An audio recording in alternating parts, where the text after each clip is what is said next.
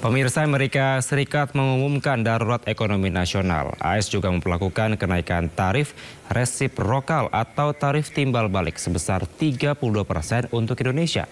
Bagaimana dampaknya terhadap ekonomi Indonesia? Untuk mengulasnya lebih dalam, pemirsa, kami sudah bersama dengan Direktur Eksekutif Center of Economic and Law Studies, Bima Yudhistira. Kami juga sudah mengundang dari Kemenko Perekonomian untuk mendengar langkah mitigasi dari pemerintah. Namun hingga kini belum memberikan respon. Saya sapa Mas Bima, selamat malam. Mas Bima. Mas Bima, dari pidato yang disampaikan oleh Presiden Amerika Serikat, apa yang mendasari pengumuman darurat ekonomi dan juga penerapan dari tarif resiprokal ini? Iya, ini kita sebut sebagai tahap dari perang dagang yang jelas berbeda dari perang dagang Trump jilid pertama. Kalau jilid pertama yang disasar adalah China. Tapi di jilid kedua bahkan teman sendiri di hampir semua negara itu menjadi sasaran dari kenaikan tarif. Jadi memang ada gelombang proteksionisme yang lebih masif di jilid 2 Trump ini. Kemudian Trump juga melihat ya bahwa negara-negara yang di list tadi adalah negara yang menyumbang defisit perdagangan yang cukup besar. Indonesia salah satu yang disebut, tentunya bersamaan dengan Thailand, Kamboja, kemudian ada Filipina dan Singapura juga disebut. Artinya ini adalah episode yang cukup gelap bagi perdagangan dunia, dan tentunya Amerika ini ingin menyelamatkan industri dalam negerinya atau mereka sebut sebagai onshoring. Jadi menarik lebih banyak investasi masuk ke Amerika, tapi caranya salah. Karena dengan adanya tarif yang lebih tinggi, ini bukan menyelamatkan industri dalam negeri Amerika, justru mempercepat resesi ekonomi yang ada di Amerika. Yang menanggung tarif tinggi ini adalah konsumen, rumah tangga, industri juga yang memerlukan bahan baku dari banyak negara. Jadi Trump gagal membaca rantai pasok global itu. Jadi kalau Amerika probabilitas terjadi resesi ekonomi meningkat, ini saya pikir situasinya mungkin tidak seperti 98, tapi setidaknya seperti 2008 di Amerika Serikat. Akan terjadi gelombang tekanan global yang cukup besar, terutama di negara-negara produsen utama yang disebutkan tadi listnya oleh Donald Trump. Baik. Lalu bagaimana kira-kira tarif dari resiprokal ini, Mas Bima, akan mempengaruhi ekspor utama Indonesia ke Amerika Serikat? Dan sektor mana kira-kira yang paling terdampak? Ada beberapa sektor yang memang selama ini menyumbang porsi ekspor cukup besar ke Amerika. Yeah. Salah satunya adalah dari elektronik, kemudian minyak kelapa sawit. Ini bisa digunakan untuk biodiesel, kemudian juga minyak goreng ya. Selain itu juga ada pakaian jadi dan tekstil, alas kaki, mesin, perikanan. Ini adalah produk-produk yang akan terdampak cukup berat. Contohnya misalnya kita lihat dari pakaian jadi. Jadi brand-brand internasional itu ini sekarang sedang pusing juga karena Indonesia dia punya basis produksi 64% itu ekspor pakaian jadi itu ke Amerika. Sekitar 34% alas kaki atau sepatu itu ke Amerika juga. Jadi apa yang terjadi kalau Indonesia dikenakan tarif 32%, konsumen di Amerika Serikat menurunkan permintaannya, tentu efeknya adalah pemesanan bagi pakaian jadi alas kaki di Indonesia berkurang dan bisa menyulut efisiensi terutama PHK di sektor padat karya. Ini yang kita harus mewaspadai. Otomotif juga sama. Sekarang kalau Indonesia kena tarif yang cukup tinggi, apakah kita mengekspor langsung mobil jadi atau spare part kendaraan bermotor? Tentunya efek dari tarif ini akan kena juga kepada sektor otomotif. Dan sisi yang lain, kita juga harus bersiap nih. Karena negara-negara seperti China, Kamboja, Vietnam, mereka sedang mengincar nih pasar mana yang cukup potensial untuk pengalihan ekspor ke Amerika. Yeah. Nah, salah satu jawabannya adalah yang jumlah penduduknya banyak, usia produktifnya tinggi adalah Indonesia. Jadi impor barang-barang jadi itu bisa menyasar Indonesia pasca Lebaran. Kemudian langkah apa yang seharusnya dilakukan oleh pemerintah, mengingat ini juga tentu akan berdampak berat juga bagi perekonomian kita. Apa langkah atau strategi mitigasi yang perlu dilakukan oleh pemerintah Indonesia? Ya, saya pikir negosiasi secara bilateral bisa dilakukan meskipun kita tahu bahwa Vietnam saja yang sudah punya perjanjian perdagangan bebas dengan Amerika karena tarifnya tinggi sekali gitu. Apalagi Indonesia apa daya tawar kita terhadap Amerika. Tapi salah satu isu lainnya adalah bagaimana pemerintah juga bisa memanfaatkan blok dari BRICS, di mana di situ perdagangan antar anggota BRICS bisa diperkuat. Apalagi ada Timur Tengah yang baru masuk jadi anggota, dan pasar di Timur Tengah untuk otomotif ini harus terus dipenetrasi, terus didorong. Selain itu juga ini ada kesempatan sebenarnya, kesempatan dalam kesempitan untuk bisa menarik relokasi industri. Oke, kita kena 32%, tapi Kamboja tinggi sekali kenanya, Vietnam, Thailand itu di atas Indonesia, tarif resiprokalnya, timbal baliknya. Artinya Indonesia bisa masih memanfaatkan peluang untuk menarik relokasi industri, asalkan regulasinya, birokrasinya efisien, SDM, dan juga sumber energi terbarukan untuk kawasan industri. Karena perusahaan-perusahaan multinasional sekarang punya komitmen lingkungan, ini juga harus disiapkan oleh pemerintah Indonesia ketika membangun kawasan industri. Oke, tarif dari resiprokal ini baru akan dikenakan rencananya tanggal 9 April mendatang. Tadi kita sudah bahas terkait dengan ekspor. Lalu bagaimana Mas kalau berdampak pada impor Indonesia? Apakah memang ini juga bisa mempengaruhi inflasi dan juga daya beli dari masyarakat? Ya, kita melihat nanti model transmisinya begini. Jadi begitu ada pelemahan nilai tukar rupiah, maka nilai tukar rupiah tadi akan masuk pada barang-barang impor. Salah satu yang tinggi impornya adalah pangan, daging, kemudian bawang putih, gandum. Itu yang sensitif terhadap fluktuasi nilai tukar. Apakah nanti pengusaha akan menurunkan marginnya atau meneruskan kepada konsumen? Kalau meneruskan harga yang naik kepada konsumen, maka terjadi imported inflation pasca lebaran. Kemudian juga dari sisi impor barang-barang seperti peralatan rumah tangga, kulkas, TV, itu semua yang masih komponen impornya besar, itu juga akan terdampak dari adanya kenaikan dari tarif rupiah ya, atau kenaikan biaya impor yang berdampak kepada konsumen akhir. Artinya dalam posisi ini konsumen dalam negeri Indonesia kurang begitu beruntung, kecuali jalan keluarnya adalah mengurangi impor-impor barang ini dan memperkuat industri domestiknya. Selama barangnya bisa disubstitusi dengan produk domestik, ini ada kesempatan untuk menurunkan ketergantungan pada barang-barang impor. Apalagi dari Amerika sebenarnya banyak alternatifnya ya, kita nggak perlu terlalu banyak bergantung produk dari Amerika. Banyak barang dari Australia, Selandia Baru, bahkan domestik sendiri yang bisa menjadi substitusi.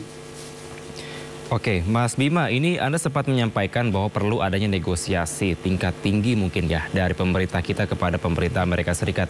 Apa kira-kira langkah konkret yang perlu dibahas dalam negosiasi tersebut? Dan juga apakah ada penyederhanaan dari regulasi-regulasi yang mungkin selama ini bisa menjadi penghalang antara Indonesia dan juga Amerika Serikat terkait dengan perdagangan?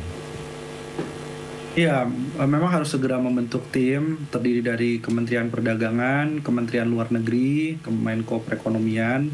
Ini membentuk satgas khusus, kemudian dikirim ya ke Amerika Serikat. Tentu poin-poinnya salah satunya adalah kalau ada concern dari Amerika soal hambatan non-tarif, misalnya soal TKDN, itu saya pikir kita bisa melakukan negosiasi di sana, tapi harus hati-hati juga. Selain itu juga sebenarnya bisa jadi beyond dari masalah ekonomi. Kita bisa bilang ke Amerika, kalau Anda mengenakan tarif yang terlalu tinggi, jangan salahkan Indonesia akan makin mendekat pada kekuatan BRICS. Dan ini artinya kepentingan Amerika di Laut Cina Selatan akan berkurang. Itu sangat nggak menguntungkan. Atau bisa bilang bahwa yang menjual alutsista bukan hanya Amerika. Ada banyak negara-negara lain kita bisa beli alutsista atau alat pertahanan. Itu daya tawar yang harus kita leverage ketika berdiskusi dengan pemerintah Amerika.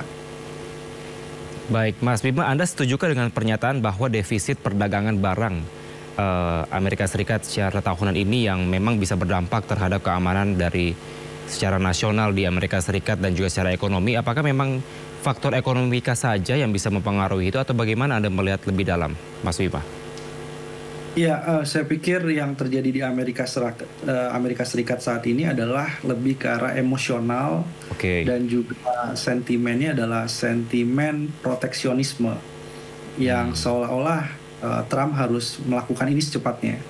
Karena dia sudah menjanjikan ini sebelumnya pada waktu kampanye kepada pemilihnya. Dan dengan harapan kalau tarifnya naik, apalagi signifikan, defisit anggaran di Amerika itu bisa ditutup dari penerimaan bea masuk yang lebih besar. Ini logika ekonomi yang sudah banyak dibantah.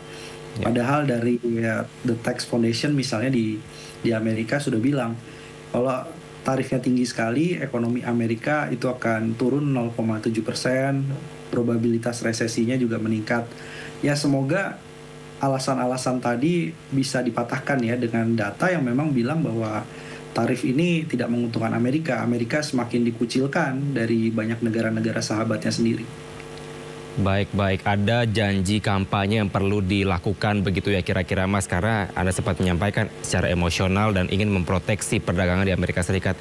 Karena mengingat Amerika Serikat di tahun yang sama, di tahun 2024 ini dari sisi jasa surplus ya Mas, kalau informasinya di tahun 2024 senilai 1,1 triliun US dollar. Jadi tidak hanya dari faktor barang saja, tapi dari jasa sebenarnya surplus kalau bisa dilihat dari data ini Mas. Iya, jasa juga surplus, tidak hanya barang ya. Tapi artinya begini, artinya kan soal jasa ini kita juga melihat ya bahwa banyak lembaga keuangan internasional yang basisnya di Amerika juga tertarik membuka cabang atau berinvestasi di Indonesia. Kemudian soal jasa ini juga terkait dengan jasa logistik juga. Artinya apa? Artinya Amerika melihatnya secara sepotong-sepotong, dianggap bahwa suatu negara yang surplusnya besar dalam hal barang maupun jasa ini merugikan kepentingan Amerika. Enggak juga. Ini kan saling terkait tadi rantai pasoknya. Jadi ada perusahaan logistik misalnya Indonesia, itu sahamnya juga dimiliki oleh perusahaan di Amerika Serikat. Atau surat utangnya dibeli oleh lembaga keuangan di Amerika. Itu hal yang wajar dalam perdagangan dan juga investasi global saat ini. Jadi kalau hanya dipotong-potong bahwa surplus, kemudian di perdagangan, di jasa dijadikan alasan, yang akan dirugikan siapa? Konsumen di Amerika dan industri lembaga keuangan di Amerika. Karena mereka yang akan menanggung beban biaya yang besar ketika ada tarif yang terjadi sekarang.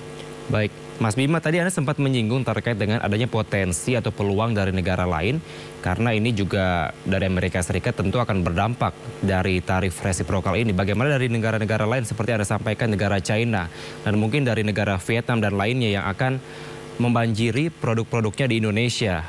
Akankah juga tentunya berdampak pada produk-produk lokal kita yang tentunya harus bersaing nih, Mas?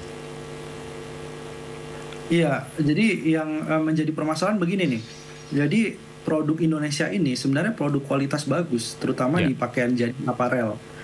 Itu adalah tujuan pasarnya ke Amerika dan sekarang kena tarif. Nah, sementara itu produk-produk China, Vietnam, Kamboja ini selama ini membanjiri sudah pasar-pasar fashion di Indonesia. Jadi kalau kita lihat di retailer brand-brand internasional, dicek labelnya made in Vietnam, Kamboja, Sri Lanka, Bangladesh.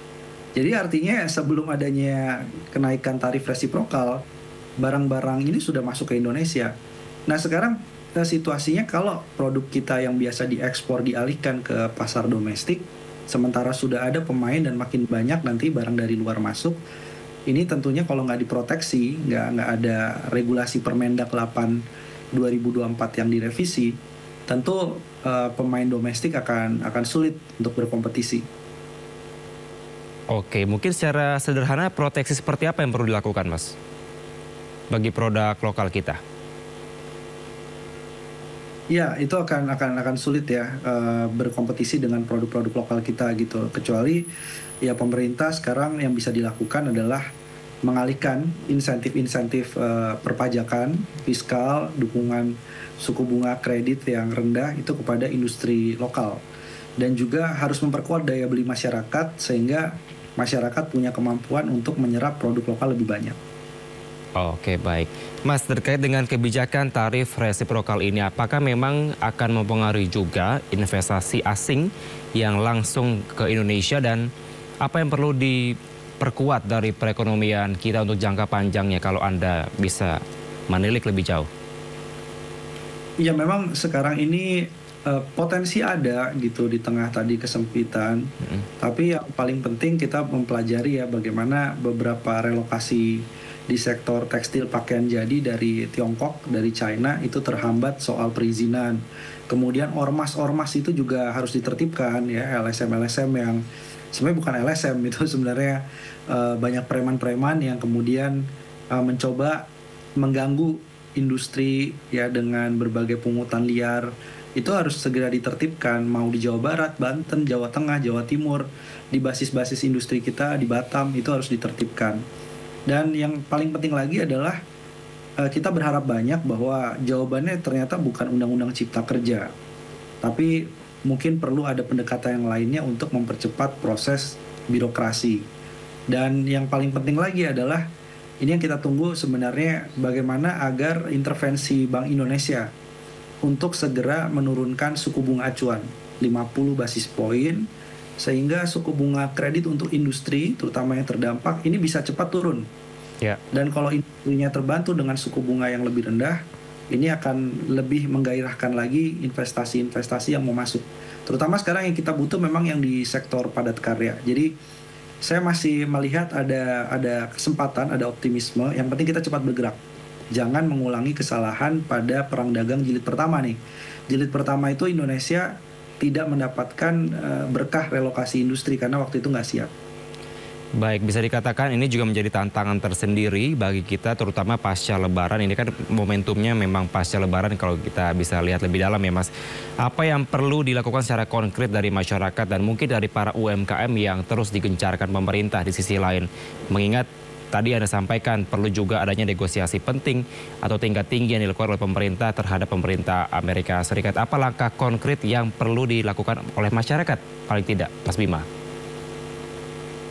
Ya, saya pikir masyarakat yang paling penting sekarang adalah ketika masih punya simpanan, ya harus diinvestasikan ke aset seperti emas, surat utang pemerintah, sehingga melindungi dari nanti gejolak inflasi. Kemudian juga UMKM itu harus lebih banyak menyerap produk-produk dalam negeri, produk-produk lokal, sehingga lebih imun terhadap guncangan perubahan biaya-biaya impor, terutama bahan baku. Dan yang paling penting adalah saya menghimbau untuk mendorong solidaritas atau mendorong kerjasama antar masyarakat memperkuat membantu perekonomian. Jadi kita terkenal sebagai negara dengan giving index yang cukup tinggi dan dalam situasi sekarang apapun yang bisa kita bagikan untuk memperkuat jaring pengaman sosial di antara masyarakat, apakah memberi uang, memberi barang, itu saya kira saat ini diperlukan dalam kondisi sulit. Baik, solidaritas dari masyarakat dan tentunya kita harapkan pemerintah kita dapat bernegosiasi dengan baik dan hasilnya juga setidaknya tidak 32%, paling tidak 10% seperti yang sebelumnya diterapkan dari Amerika Serikat. Terima kasih Mas Bima Yudhistira, Direktur Eksekutif Center of Economic and Law Studies telah bergabung bersama kami di Sindo Prime. Selamat malam Mas, sehat selalu. Selamat malam, terima kasih.